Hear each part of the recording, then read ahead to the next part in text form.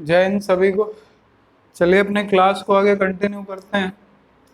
कल आपका मूल विधि की क्लास शुरू हुई थी और कल आपकी पहली क्लास हो चुकी है। आज हम लोग सेकंड क्लास हैं और मूल विधि के संबंध में हम लोग बात कर रहे थे क्रिमिनल लॉ के संबंध में, यानी आपराधिक विधि के संबंध में। आपराधिक विधि के संबंध में हमने बताया दो तरीके से इसे डिवाइड किया गया। एक तो भारतीय दंड संहिता में परिभाषाएं निहित की गई और दूसरा आपका सीआरपीसी में उनकी प्रक्रियाएं की कोर्ट द्वारा उसमें क्या प्रक्रिया अपनाई जाएगी। तो चलिए स्टार्ट करते हैं आज अपना आईपीसी से। देखिए आईपीसी का फुल फॉर्म हम लोग इंडियन पीनल कोड के नाम से इसे जानते हैं। Indian penal code, Indian penal code या इसी को हम लोग हिंदी में भारतीय दंड संहिता 1860 कहते हैं। भारतीय दंड संहिता 1860 बनी कब? तो याद रखिएगा इसके बनने का समय था 6 अक्टूबर 1860, लेकिन अगर लागू होने की बात की जाए तो ये लागू हुई 1 जनवरी 1862 को। तो यहाँ से इतनी बात आपको ध्यान रखनी है, भारतीय दंड संहिता में किसी भी किए गए अपराध की परिभाषा दी गई है। ये बात हमने कल भी आपको बताई थी। तो अपराध की परिभाषाएं या कोई भी अपराध है या नहीं है, बेलेबल है, नॉन बेलेबल है, संज्ञेय है यानी कॉग्निजिबल है, नॉन कॉग्निजिबल है, तो वो सारी चीजें आपकी दी गई आईपीसी में। अपराध की परिभाषा की अगर बात करें कि अपराध शब्द की परिभाषा कहाँ दी गई, तो आईपीसी का सेक्शन नंबर 40 अपराध शब्द की परिभाषा को बताता है। चलिए ये सब बातें बाद में करेंगे, इसी आईपीसी के कुछ बेसिक डेटा को समझते हैं जो आपसे एग्जाम में पूछे जा सकते हैं। अब बात आती है कि आईपीसी के संबंध में सबसे पहली बार कॉन्स्टिट्यूशन के किस एक्ट में बात की गई। अगर ऐसा क्वेश्चन आपसे पूछा जाए तो याद रखिएगा पहली बार इसका उल्लेख चार्टर एक्ट 1833 में किया गया था। पहली बार इसका बनाने का उल्लेख चार्टर एक्ट 1833 में किया गया, जिसमें इसे लागू करने के प्रावधान किए गए थे। इसके बाद 1833 के बाद 1834 में भारत में प्रथम विधि आयोग का गठन किया जाता है। तो भारत में पहला विधि आयोग कब गठित हुआ? 1834 में। किसकी अध्यक्षता में? तो याद रखिएगा इसमें अध्यक्षता कर रहे थे लॉर्ड मैकाले। लॉर्ड मैकाले वो व्यक्ति भी हैं जो भारत में अंग्रेजी शिक्षा के फाउंडर माने जाते हैं। लॉर्ड मैकाले ही प्रथम विधि आयोग के अध्यक्ष भी थे। इनकी अध्यक्षता में प्रथम विधि आयोग ने इसके संबंध में काम करना शुरू किया गया और इस आयोग ने जो अपनी सिफारिशें दी,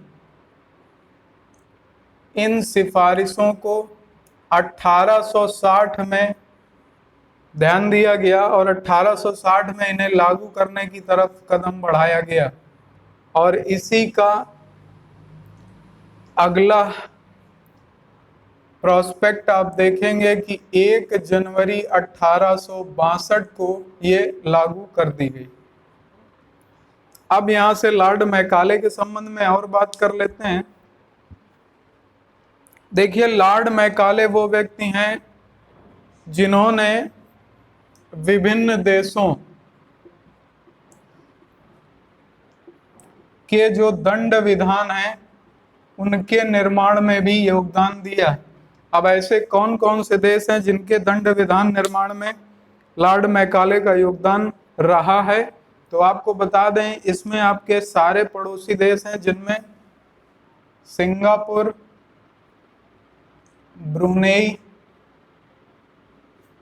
श्रीलंका, पाकिस्तान, बांग्लादेश, ये सारे देश आते हैं जहाँ के दंड विधान में बनाने का योगदान आपके लॉर्ड मैकाले का है। एक देश जैसे बर्मा, जिसे वर्तमान में आप म्यांमार के नाम से जानते हैं, इन देशों में जो दंड विधान लागू है यानी जो आईपीसी चलता है, वो आईपीसी के निर्माण में भी लॉर्ड मैकाले का ही योगदान है। तो यहाँ से ये पॉइंट भी आपको ध्यान रखना है। तो ये हो गई आईपीसी की कुछ बेसिक बातें। अब आईपीसी के चैप्टर को आगे कंटिन्यू करते हैं। देखिए, आईपीसी के संबंध में आपको सामान्य जानकारी ध्यान रखना है। बहुत ज्यादा धाराएं और अनुच्छेद अगर आप याद करो, धाराएं या सेक्शन आप याद करोगे तो आपका सर दर्द होने लगेगा। तो कुछ इंपॉर्टेंट चीजें हैं जो हम बताते जाएंगे, वो आपको तैयार करते जाना है। जैसे अगर आपसे पूछा जाए कि भारतीय दंड संहिता यानी आईपीसी में कुल अध्याय कितने हैं, अध्याय को अंग्रेजी में हम लोग चैप्टर बोलते हैं। इसमें टोटल कितने चैप्टर हैं, दूसरा इसमें कितनी धाराएं हैं, यानी इंग्लिश में हम लोग इसे सेक्शन बोलते हैं।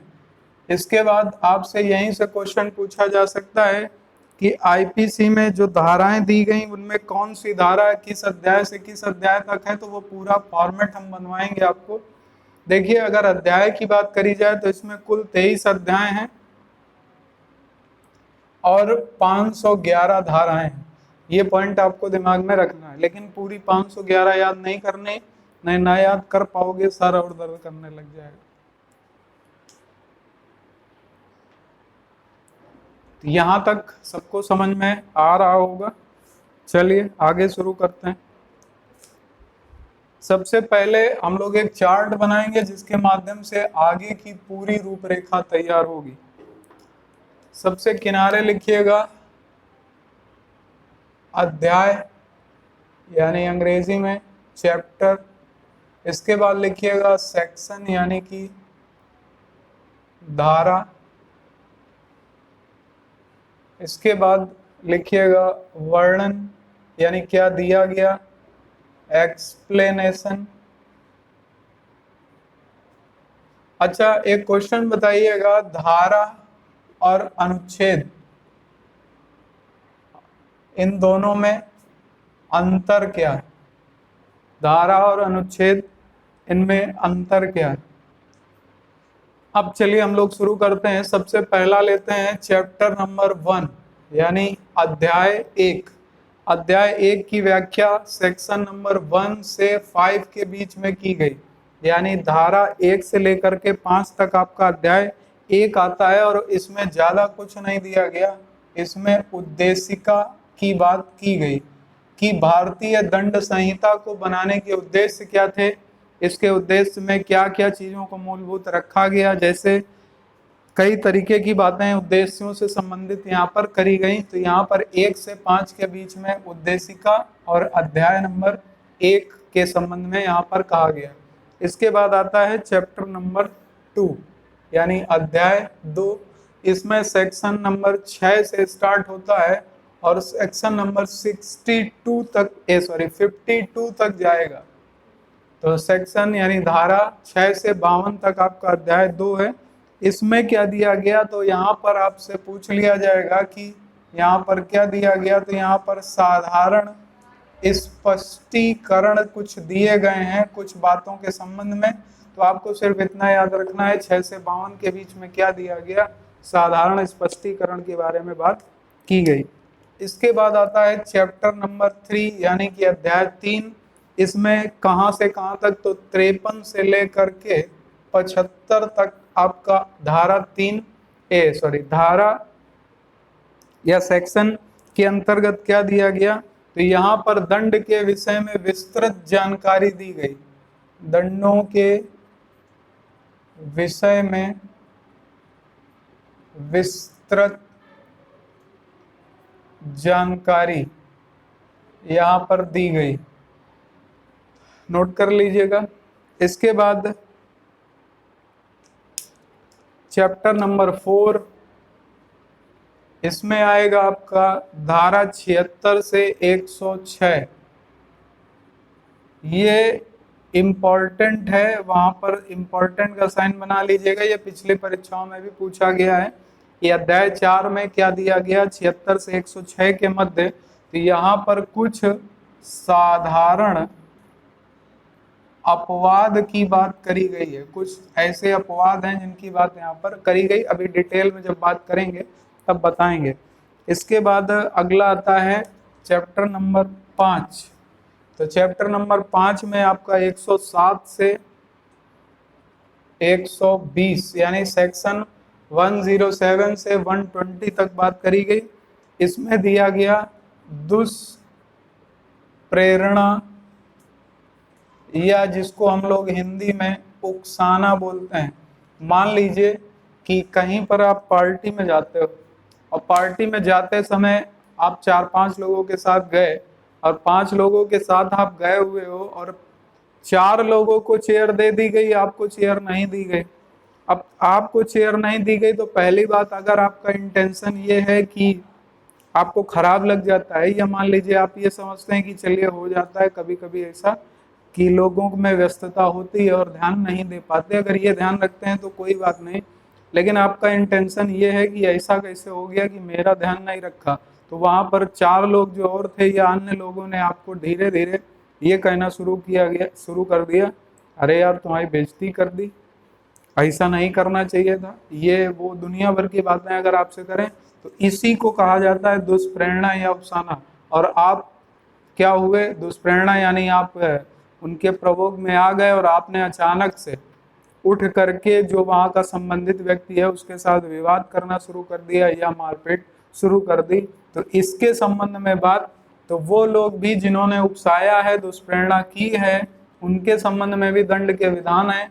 कहाँ पर हैं, अध्याय 5 में 107 से 120 के बीच में, 20 के बीच में। इसके बाद अगला चैप्टर आता है चैप्टर 5A। चैप्टर 5A की शुरुआत होती है 120A और 120B तक इसकी व्याख्या है। हमने आपको कॉन्स्टिट्यूशन में भी बताया था, अगर कहीं पर ABCD या का खा गा गा या चा छा जा जा लगा है, इसका मतलब ये चीज बाद में जोड़ी गई है। तो 5A जो है ये आपका बाद में जोड़ा गया। इसके अंतर्गत आपराधिक षड्यंत्र की बात की गई।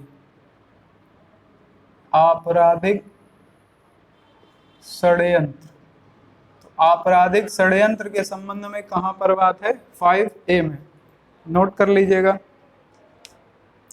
इसके बाद अगला दिया गया अध्याय 6। अध्याय 6 के अंतर्गत आपका 121 से 130 के बीच में दिया गया। इसमें क्या दिया गया, तो इसमें दिया गया राजद्रोह, राजद्रोह के संबंध में बात करी गई। यानी यह स्टेट के विरुद्ध आपने कोई कार्य किया या यहाँ पर देश के विरुद्ध भी, राज्य का शब्द का अर्थ दोनों से लिया जाता है, आपके अपने भौगोलिक क्षेत्र के विरुद्ध आपने कोई कार्य किया है या राजद्रोह से संबंधित विधि विरुद्ध कोई कार्य किया है। मान लीजिए युद्ध का समय चल रहा है, आपने अपने किसी दुश्मन देश की सहायता कर दी, तो उसे भी राजद्रोह की श्रेणी में जोड़ा जाता है।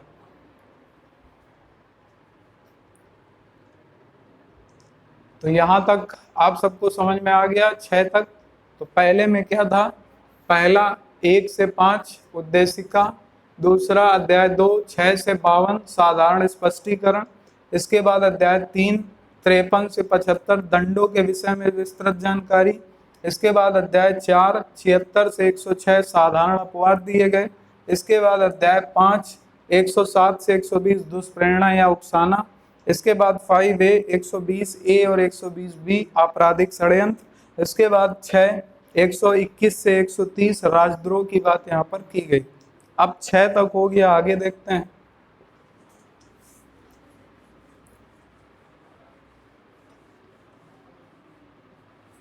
इससे लिखने से आपको ये होगा कि ये पता हो जाएगा कि हम कहाँ पढ़ रहे हैं, क्या पढ़ रहे हैं। इसके बाद अगला आता है अध्याय 7। अध्याय 7 131 से 140, 131 से 140 भारतीय सेनाओं से संबंधित अपराध के विषय में, भारतीय सेनाओं से संबंधित अपराध के विषय में, यानी भारतीय सेनाओं से संबंधित अगर कोई अपराध है तो उसके संबंध में यहाँ पर बात कही गई। हालांकि सेनाओं के अपने अपने अलग कानून होते हैं, लेकिन यहाँ पर दंड विधान में भी इसकी बात अध्याय 7 में सेना, याद रखिएगा 7 में सेना से संबंधित बातें करी गई। इसके बाद अगला आता है अध्याय 8 141 से 160। अध्याय 8 141 से 160 के मध्य। इसमें कहा गया सार्वजनिक शांति विरुद्ध अपराध, यानी आप अगर सार्वजनिक शांति को भंग करते हैं तो वो एक अपराध होगा। सार्वजनिक शांति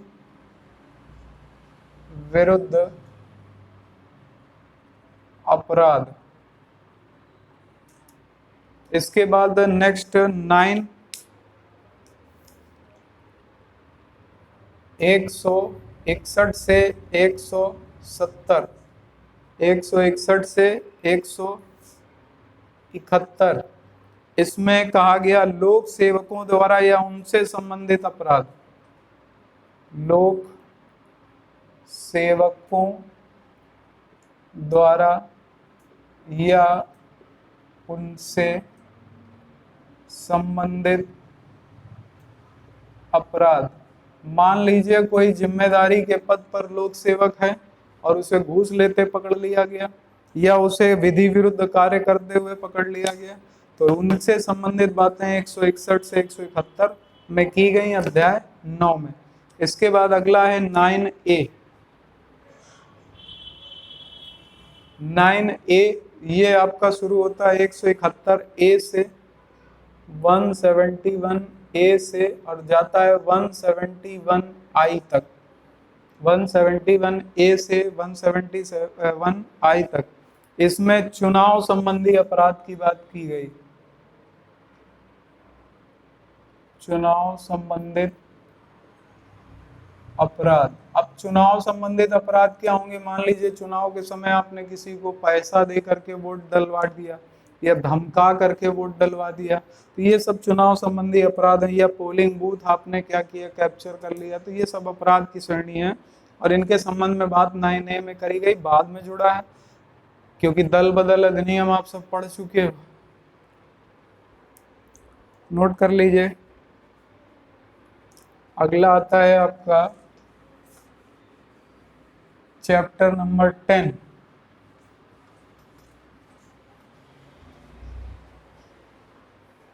एक 172 से 190, 172 से 190।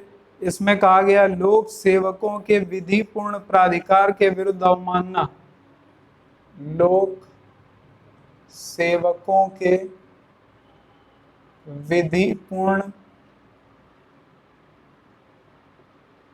कार्य के विरुद्ध अवमानना। मान लीजिए किसी लोक सेवक को कोई कार्य दिया गया कि आप ये कब्जा गिरा दीजिए और आप वो अधिकारी कब्जा गिराने जाता है लेकिन उसका ऑर्डर आप नहीं मानते, तो ये अवमानना होगी या लोक सेवक के कार्य में बाधा मानी जाएगी। चैप्टर 10 धारा 172 से 190। इसके बाद 11, चैप्टर नंबर 11 में 191 से 229। इसमें कहा गया कि झूठा साक्ष्य वाले अपराध, यानी अगर कोई साक्ष्य आपने झूठा प्रस्तुत किया तो भी अपराध की श्रेणी में आएगा, झूठे साक्ष्य वाले अपराध। इसके बाद नेक्स्ट चैप्टर नंबर 12, इसमें 230 से 263, 230 से 263। इसमें कहा गया सिक्कों व स्टाम्प से संबंधित अपराध, सिक्कों व स्टाम्प से संबंधित अपराध। मान लीजिए कि आपने 10 का सिक्का घर पे बनाना शुरू कर दिया, या स्टाम्प है कोई, उसको घर पे बनाना शुरू कर दिया, या उसके साथ छेड़छाड़ शुरू कर दी, तो ये अपराध की श्रेणी है। चैप्टर नंबर 12 में ऐसा कहा गया। इसके बाद नेक्स्ट आता है चैप्टर नंबर 13, 264 से 267। 264 से 267 माप तौल से संबंधित अपराध।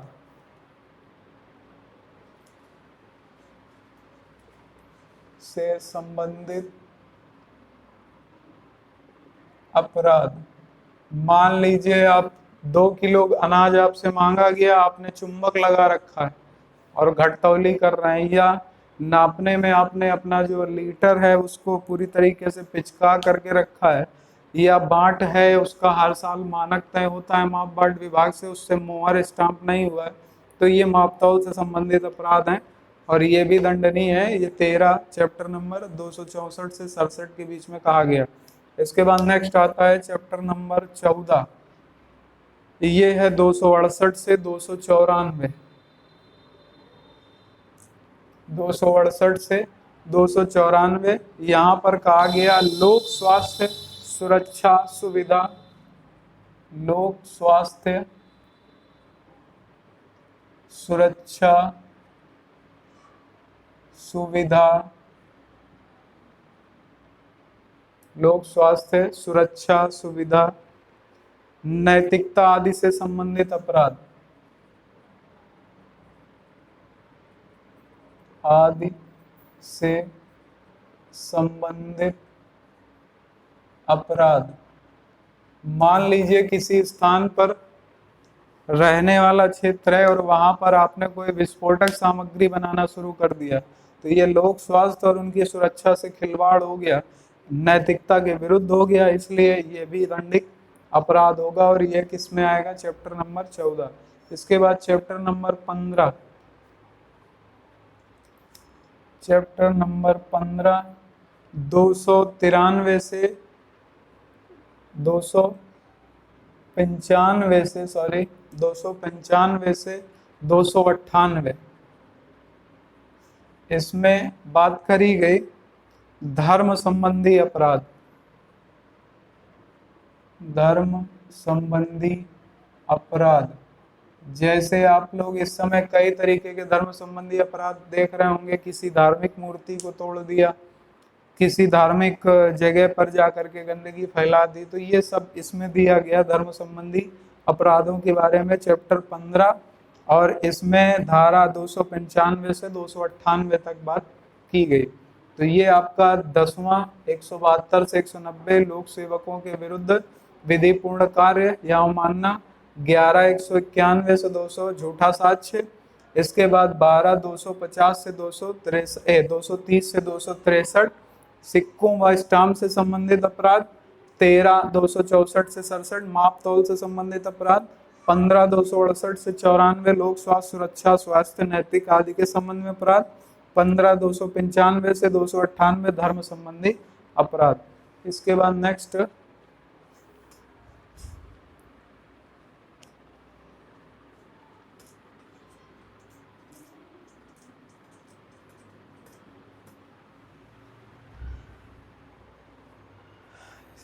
नेक्स्ट आता है 16। ये इम्पोर्टेंट है। चैप्टर नंबर 16 299 से 377 तक। इसमें मानव शरीर को प्रभावित करने वाले अपराध। मानव शरीर को प्रभावित करने वाले अपराध के संबंध में बात की गई। मानव शरीर को प्रभावित करने वाले जितने भी अपराध हैं, जैसे मान लीजिए किसी की हत्या कर दी गई तो भी वो यहीं पर मिलेगा आपको। हत्या का प्रयास किया गया, आत्महत्या का प्रयास किया गया, ये इस तरीके के कोई भी मानव शरीर से संबंधित अपराध है वो चैप्टर नंबर 16 सेक्शन नंबर 299-377 के बीच में की गई। इसके बाद नेक्स्ट आता है चैप्टर नंबर 17। चैप्टर नंबर 17 शुरुआत होती है सेक्शन 378 से और इसकी बात 462 तक की गई। 462 ये भी आपका इम्पोर्टेंट चैप्टर है, इन सबको डिटेल में देखा जाएगा क्या क्या इसमें इम्पोर्टेंट है। इसमें संपत्ति को प्रभावित करने वाले अपराध, संपत्ति को प्रभावित करने वाले अपराध के संबंध में बात की गई। इसके बाद नेक्स्ट 17 के बाद अगला आता है आपका 18।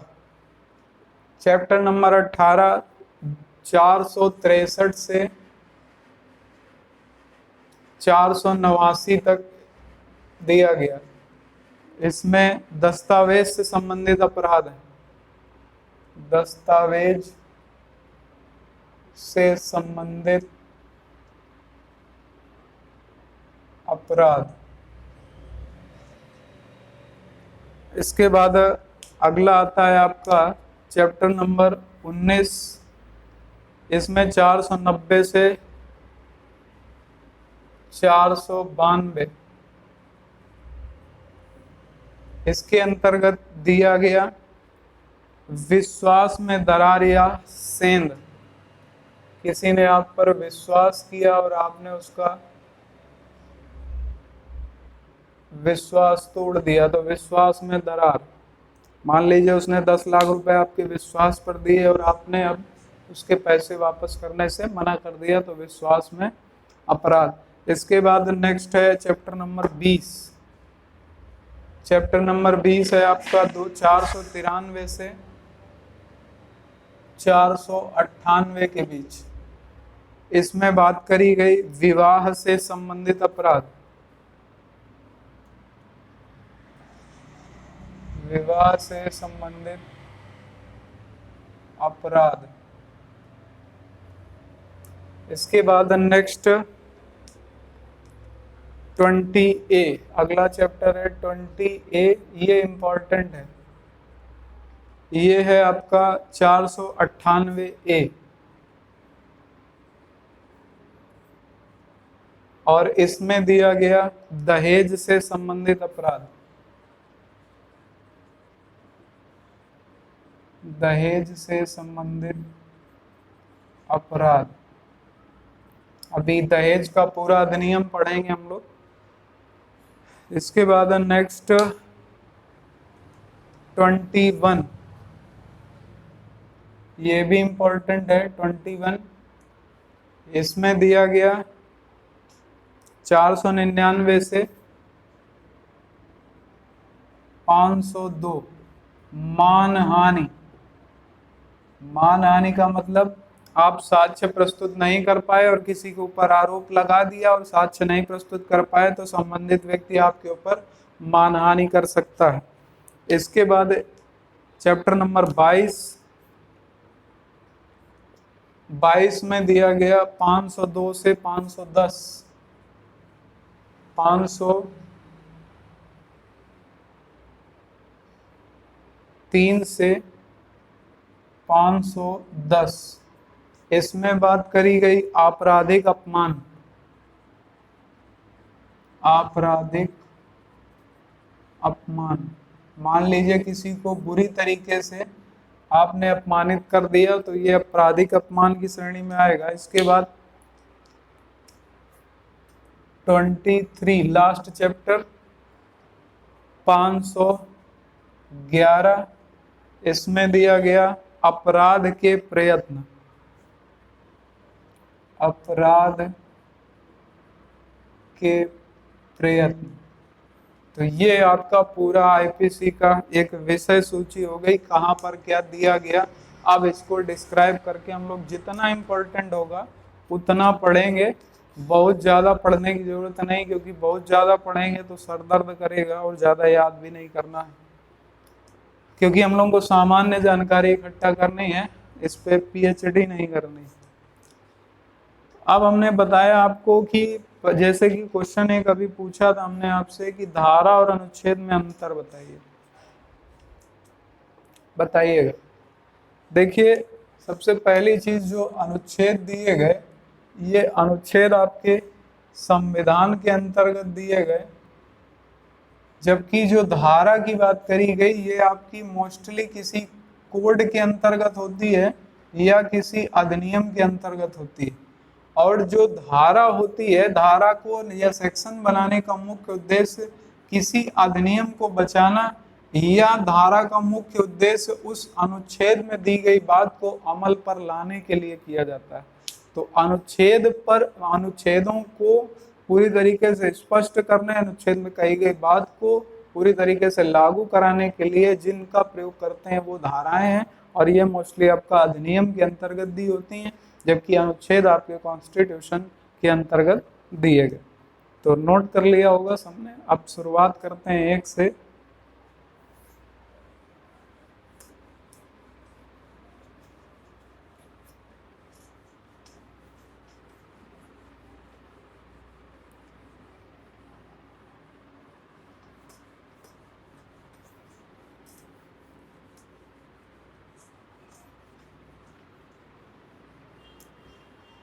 सबसे पहला आपका सेक्शन नंबर 1 ही इम्पॉर्टेंट है, यानी धारा 1। इसमें क्या कहा गया ये याद रखना, इसमें सिर्फ नाम या टाइटल दिया गया और यहाँ पर लिखा हुआ है भारतीय दंड संहिता 1860, इस तरीके से यहाँ पर लिखा हुआ धारा 1 में। इसके बाद आपको याद रखना है धारा नंबर 22। धारा नंबर 22 में यानी सेक्शन 22 में दिया गया चल संपत्ति की परिभाषा। यहाँ पर चल संपत्ति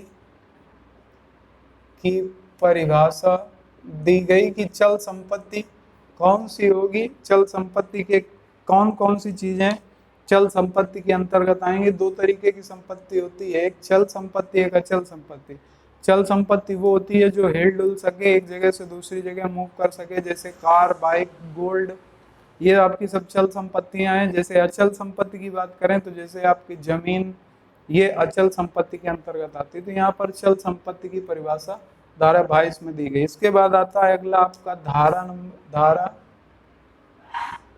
24। धारा 34 कर दो, धारा 34। धारा 34 में दिया गया सामान्य आशय, जिसको हम लोग इंग्लिश में कॉमन इंटेंशन बोलते हैं। ये सामान्य आशय क्या है? कल हमने आपको बताया था कि 5 लोग से ज्यादा यदि बलपूर्वक किसी जगह पर किसी सामान या किसी जगह पर लूट करते हैं तो वो डकैती होती है, क्योंकि 5 लोग से कम होंगे तो लूट होगी, 5 लोग से ज्यादा होते हैं तो वहां पर बलपूर्वक प्रयोग किया गया तो वो डकैती कहलाती। मान लीजिए आप सबने फिल्म देखी होगी शोले, उसी से मान लेते हैं एक एग्जाम्पल को। जैसे मान लीजिए कि कहीं पर या रामगढ़ में गब्बर डकैती डालने गए। अब जब गब्बर डकैती डालने गए तो उनके साथ 7 लोग थे टोटल। गब्बर के साथ 5 लोग थे और 2 कालिया और सांबा थे। कालिया और सांबा को उन्होंने किया क्या, कुछ ऊंचाई पर बैठाल दिया और उन्होंने कहा कि ये देखते रहना, हम लोग डकैती डालने जा रहे हैं, कि अगर कोई हम लोगों को असुरक्षा हो तो तुरंत संकेत करना, हम लोग वापस आ जाएंगे। तो उन्होंने बोला ठीक है, आप लोग जाओ, हम दोनों कालिया और सांबा यहीं पर ऊंचाई पर बैठ करके आप लोगों का संकेत भेज देंगे। तो अब गब्बर 5 लोगों के साथ जा करके रामगढ़ में डकैती डालते हैं। अब रामगढ़ में वो डकैती डाल रहे हैं, इतने में ही पुलिस आ जाती है और उन 5 लोगों को पकड़ लेती है। और कालिया और सांबा जो कि एक ऊंचाई पर बैठे थे, उन्होंने ये कहना शुरू किया हम तो यहाँ पर थे ही नहीं, हम लोग तो दूसरी जगह पर थे। तो यहाँ पर बात ये आ जाती है कि आप लोग दूसरी जगह पर तो थे, लेकिन डालने तो आप डकैती ही आए थे। यानी कि यहाँ पर जो आशय था आपका वो क्या था, आशय उन 5 लोगों की तरह ही आप दोनों लोगों का भी आशय डकैती या लूट का ही था। तो यहाँ से जब डकैती डालने का जो सजा उन 5 लोगों को होगी वही सजा उन 2 लोगों को भी होगी, यानी कुल मिलाकर के उन 7 लोगों का जो इंटेंशन लिया जाएगा वो इंटेंशन एक कॉमन इंटेंशन होगा।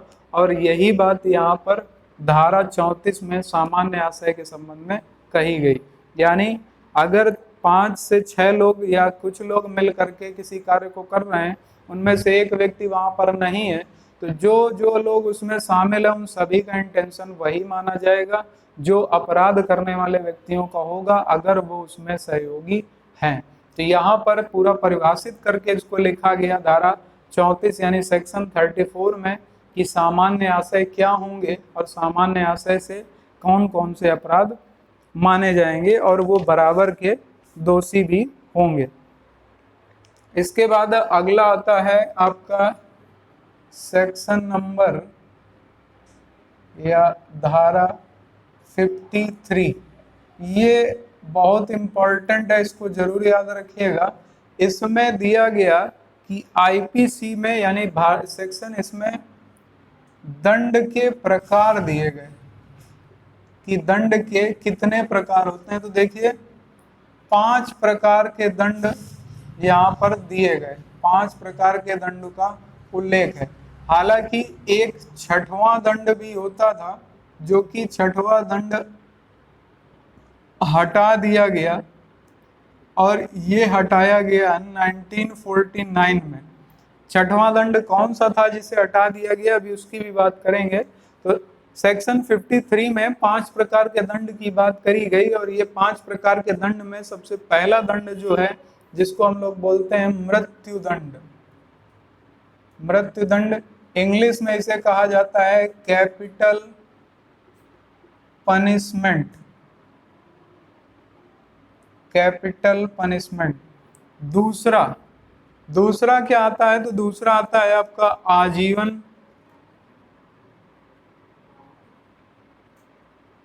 कारावास, लाइफ इम्प्रिजनमेंट, लाइफ इम्प्रिजनमेंट,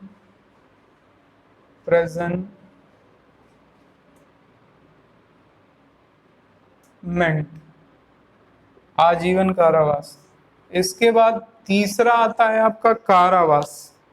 अब कारावास यानी इम्प्रिजनमेंट, कारावास की 2 श्रेणियां बताई गई। एक तो आ जाता है आपका साधारण कारावास, मान लीजिए आपका अपराध ज्यादा बड़ा नहीं था तो आपको कारावास तो दिया जाएगा लेकिन साधारण। एक आता है दूसरा कारावास जिसे बोलते हैं सश्रम कारावास, तो सश्रम कारावास और दूसरा आता है साधारण कारावास। इसके बाद चौथा है आपका जुर्माना।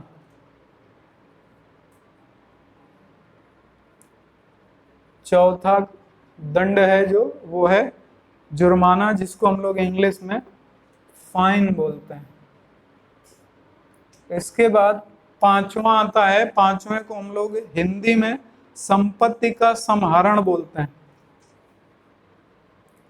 संपत्ति का सम्हरण या इसी को हम लोग आम बोलचाल की भाषा में कुर्की बोलते हैं। कुर्की हो गई बोलते हैं ना, घर की कुर्की हो गई, तो ये संपत्ति का सम्हरण या कुर्की। तो ये 5 प्रकार के दंड की बात की गई है आपकी धारा 53 में या सेक्शन 53 में।